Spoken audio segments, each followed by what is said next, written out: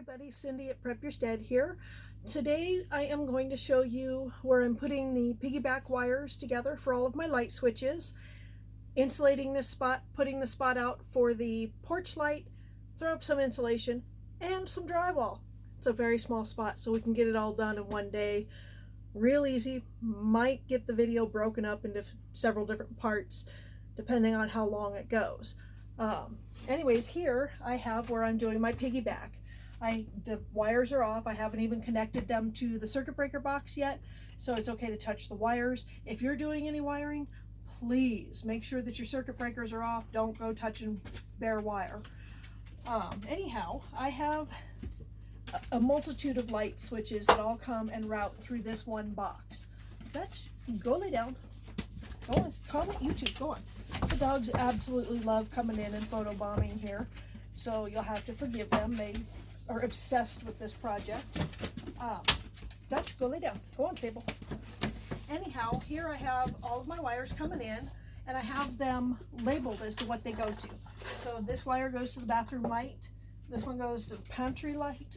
This one is the power coming in from where it's going to be attached to the fuse box. However, it's not yet attached to the fuse box. Then I have one for the bedroom light and one going up for the porch light, which we will be putting the box for that up. Dutch, you've got to go. So what I've done, because they're really thick 12 gauge wires and it's really hard to twist them, I've already twisted them together because I've got 5 wires joining together here. So I've connected all the whites to whites, all the blacks to blacks, and grounds to grounds. So that way, you know, we don't have any cross wiring here. Sorry, all of my stuff is behind the camera, so I actually have to reach behind you to get to my parts.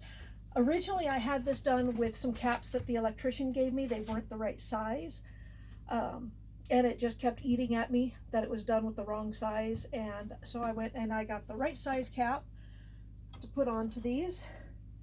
And then because I am very OCD, I don't want any bare wire showing, so I will actually take and electrical tape the caps on so that there's no bare wire showing. The caps aren't going to come off. There's never going to be any bare wire showing because this is going to be in my wall, and I don't really have the desire to burn to death in my sleep. Pretty sure none of you do either. However, I like to make sure that that's not going anywhere. I don't want the caps coming off. I don't want the mice getting at it, because as we all know, mice like insulation. So there's my white wires all nice and done, and then I'm going to bend those into the box. Oh, that's why I twisted the wires together prior to starting the camera. We're going to go ahead and do the same thing here. Another piece of tape. Now, it may seem like I'm being overly cautious, but when you're dealing with electricity, I don't think you can ever be cautious enough. It's just not something to mess around with. I've been to a number of electrical house fires when I was working in the ambulance world way long time ago. It just doesn't want to stay. There it goes. And prefer not to be a statistic. Now there's a little bit here showing, but that's going to get wrapped in just a minute as well. Put this one on. Get that on there.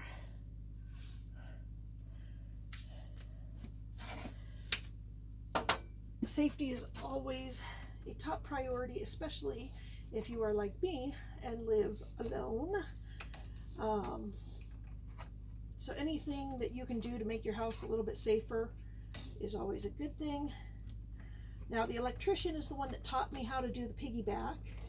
He actually came in and used the other one to show me how to do this. So this is how my electrician, who wired up my socket connector and put the power to the house, this is how he did it. So I am duplicating exactly what a licensed electrician did in my own home. And because I don't like any wires sticking out where they could possibly arc anywhere, I'm going to completely cover that. Now, if it seems like I'm obsessive about this, if you've ever seen a house fire, you know why. But also, I think it's just a good idea not to have a bunch of bare wires in your wall. Let's get these bent into there. Oh, Lordy.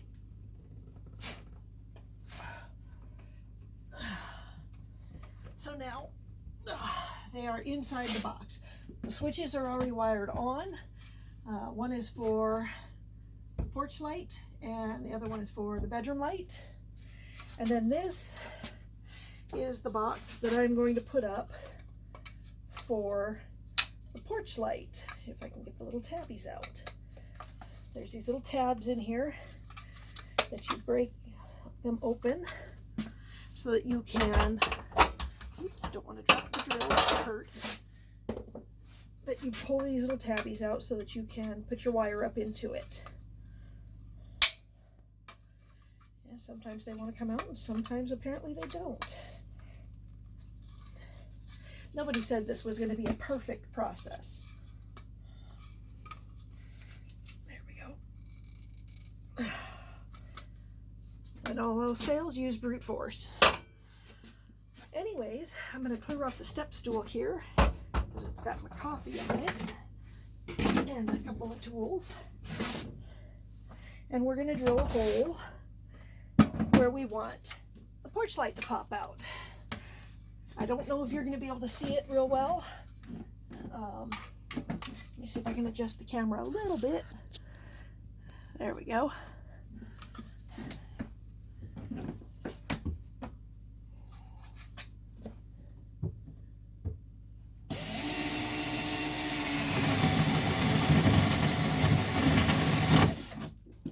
So then we put the hole through the wall, because that's where I want my porch light. And let's back a little because I'm just too tall. And then we're going to put the wire into the box and out through the hole. And then, once I get it all bent right, I should have used one of the other ones. Might have to. There we go. That'll work. Put that back out through there. So then I know where it's going to go. And I'm going to nail them on here.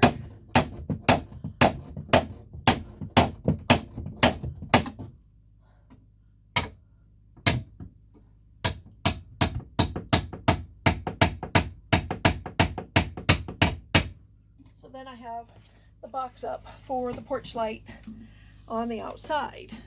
Now on the outside I can then later go with a different drill bit or something and go around it and make the hole bigger if I need to without cutting the wire. So that really won't be that much of a problem.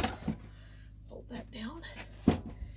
And so now I've got it ready to take the insulation. Now you'll notice there's a little bit of a gap here on my door. I have adjusted this pre-hung door as much as I can to get rid of as much of this gap as I can.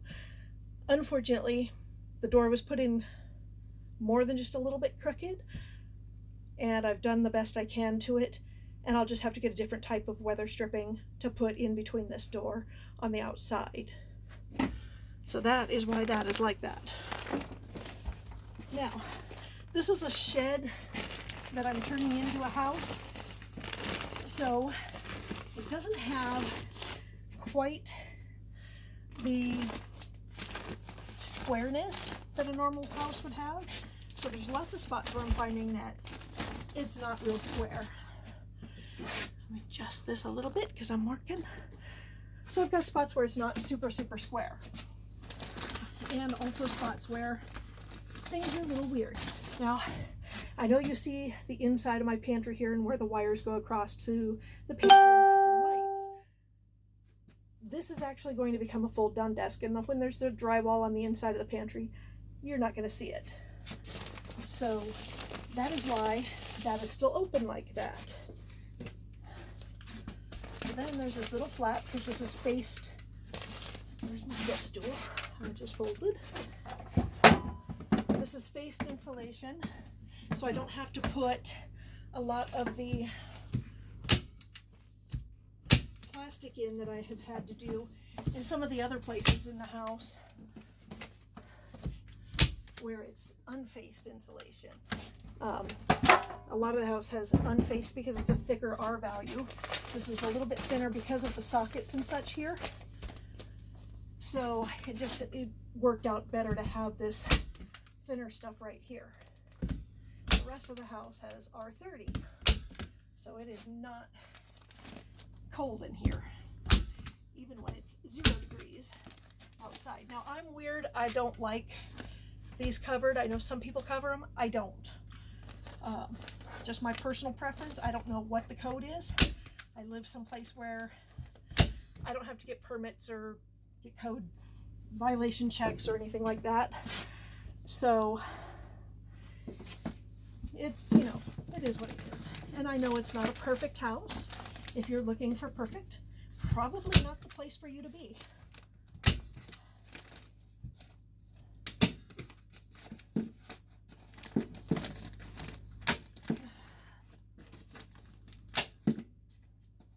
And there we go. Oops. So now we have the insulation in. As you can see, it's a pretty quick process to get that done.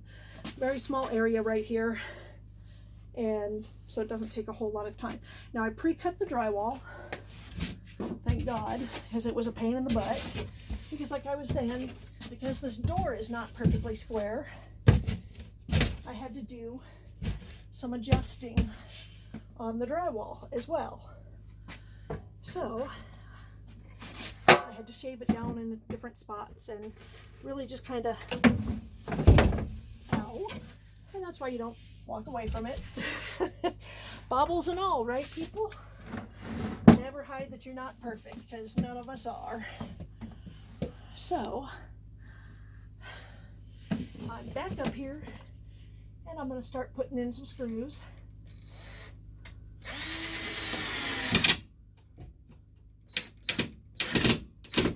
To hold the wall on. Now I can walk away. I always start at the top after I get the bottom of it tamped in.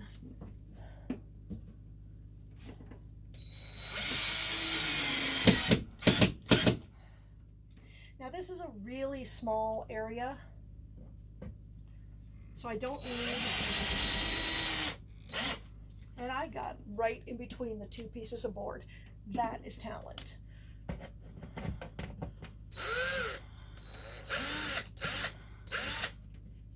Truly talented. My sister actually calls it a skill in my case. She was here and I think I hit in between boards probably 8 or 9 times, and truly impressed her with my skill at it. Now on this side, it's not going to have a board that I can screw into because of the way the shed was built. But because of the desk that folds out here, there's actually going to be a piece of trim that will hook into this stud board here that will suck in this little bit of a loose wiggle edge. So I'm not real worried about that.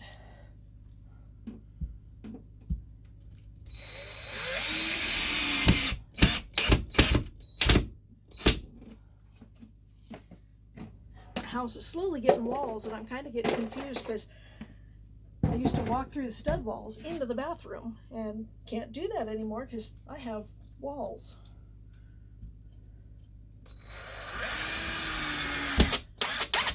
Now, when you're doing drywall, make sure that you know where your wires run so that you don't screw into your wires. I know that all my wires are on this side and I don't have any beams on that side, so I'm not worried about it. I know that I'm not going to hit them. But you do want to make sure that you're being careful for them. They do make some Blech, dust. They do make some metal pieces that you can put over where your wires run.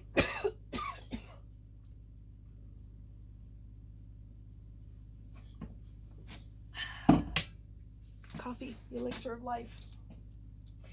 They do have some boards or pieces of metal that you can put over your wires so you don't hit them.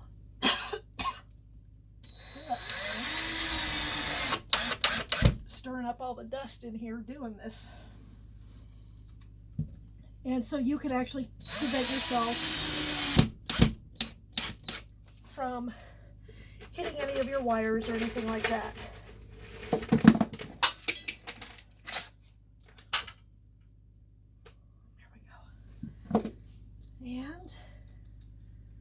And then we take and get the bottom. The dust in here is not good. My allergies go absolutely bonkers with the dust, so please forgive the coughing.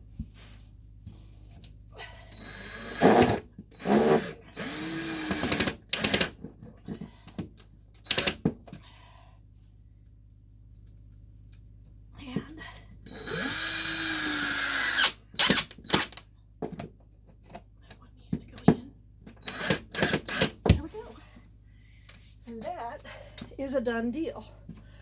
So that is putting in your piggyback box, making sure your power and all of that is off, of course, first, getting your insulation in, getting your porch light popped out through the top, and getting your drywall put on. And then of course then I can go back and mud this at a later date. So thank you for watching, and I'm sure there will be plenty more projects to go. If you want, you can comment, like, subscribe, share, whatever you'd like. I'd appreciate it. And I will see y'all next time. Thank you.